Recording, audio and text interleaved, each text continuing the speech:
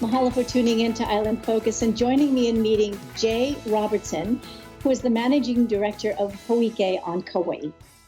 Aloha, Jay. Aloha and mahalo to you, Lila, and thank you so much for having me on your very important program. Before we get started, I just want to say I really appreciate everything you do. These programs are so informative, and they really bring a lot of information to the people on Kauaʻi that we wouldn't normally get, so thank you. And thank you for that compliment. You know, we're all in this business together. Yes. And as we recognize the importance and the necessity of free speech, maybe you can share with us a little bit about Hō'ike and what's happening on Kauaʻi. It's very interesting, and we are a totally unique island. Obviously, the COVID situation shut us down, but we responded extremely well. That prompted us to make sure that we continued to provide not only information, but resources to our community. So we really kind of changed our mode very quickly and rapidly. One, to become a chief proponent for the mayor and his objectives and how to get that information out. But for free speech, and we looked at this, it was interesting that at the same time, the Black Lives Matter issues were being brought up across the nation.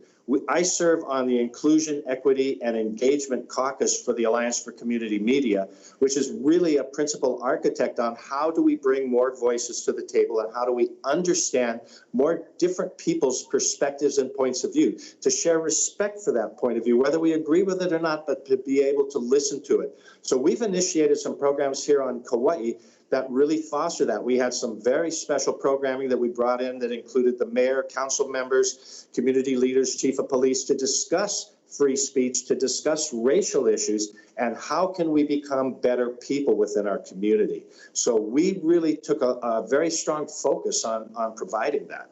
What I know to be true about you too is you honor the youth voices as well. Oh, absolutely, yes. It's kind of funny because at one point we had a prohibition about kids under 18 couldn't participate. And when I got the job, I kind of thought about it. It seemed to me that I knew some 14-year-olds that were much more responsible than 30-year-olds that I knew.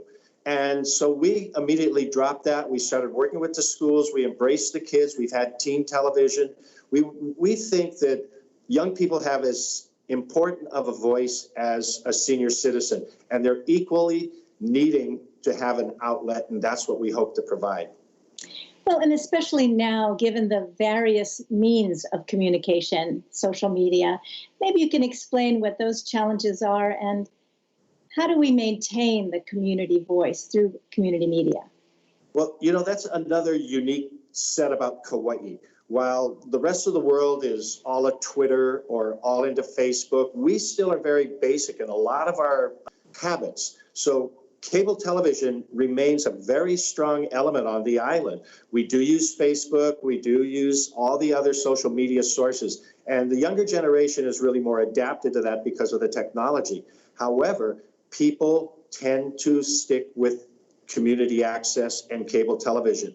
Over the past several months, we have been as busy as ever. We were able to open our studios and our facilities on June 1st, and we have been slammed ever since with all ages of people, both senior programs, youth programs, adults who are sharing their information. So we've seen an increase in activity here. We have a hard time limiting it because of the social distancing requirements, but we're finding more content is being developed and more stories are being told and more people are expressing them now because of the situation. And I'm so glad that this resource is available to these folks. And the fact that it reaches so many different segments and demographics is really remarkable. I guess the foundation of this is they can trust the station. They can trust the story. They can trust you. Yes, we've been here for nearly 30 years. We've all gone through some very tragic events, which brings us closer. Kauaʻi is such a unique society. You know, we're the ones that get slammed by the hurricanes, and it just brings us tighter together.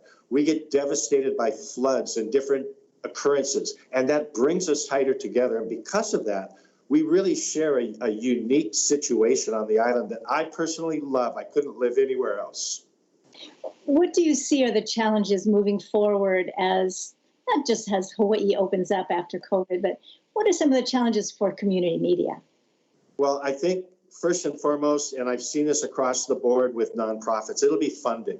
having the necessary resources moving ahead to make sure that we can stay up with technology, stay up with habits and people's desires, the changing environments that we're in.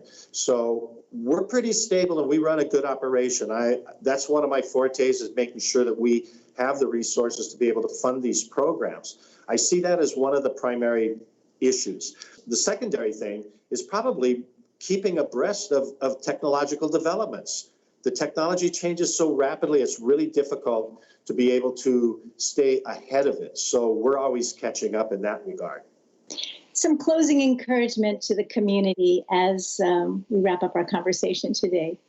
You know, your voice is important, and this is a place that you can always share it.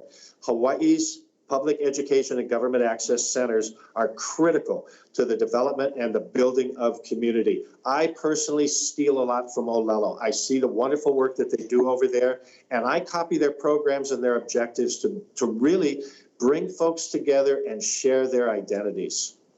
Well, and in summary, let's say we're all in this together. Yes. So we're glad to share what we do, and certainly Hō'ike has much to offer us as well.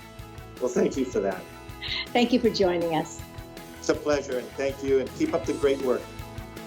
Thank you for tuning into Island Focus and joining me in getting to know Jay Robertson, Managing Director for Hō'ike on Kauaʻi. Aloha.